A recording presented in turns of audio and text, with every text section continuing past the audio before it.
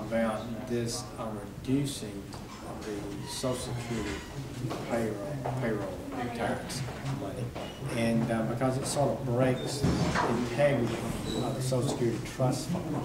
And but in addition to all of that, it's $266 billion in reduced revenue this year that would have gone into the Social Security Fund to strengthen Social Security. So now the government's got to talk about borrowing that money to replace it. And where are they going to get it? They're going to have a permanent tax to pay it. It's going to take 10 years to pay this 1 year cost on this holiday. So it's a nice way to get money out to people, out the door. We all love to have it, but somebody needs to ask, how much is it costing, where is it coming from, and doesn't it damage the integrity of Social Security?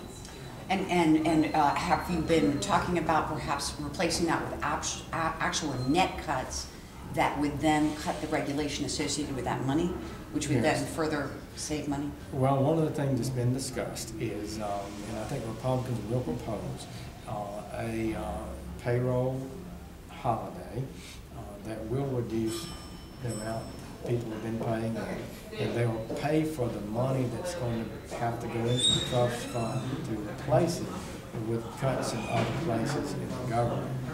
But it's a pretty deep cost, and you'll be using cuts that might be used to reduce the deficit. These cuts now would be used to pay for another hole, a deeper hole. So it just gets deeper in the hole. And at some point, you know, mature people got to say, we don't have the money. We just can't keep spending and moving money out of the Treasury because somebody's going to pay, and we might have a debt crisis sooner than we think. So we basically need to take back the Senate as well as the White House. That's the bottom line. We need a president who looks the American people in the eye and says, we've got a national problem. All of us are going to have to tighten our belts, everybody in the government, and do it in a fair way across the board and change the debt trajectory of our country that's heading us to, President Obama's debt commission chairman said, the most certain fiscal crisis this nation has ever faced if we don't change what we're doing. And I think the American people get it. What they do need to have some leadership that helps them see how we can all work together to get there. Thank you so much. Thank you. Very good.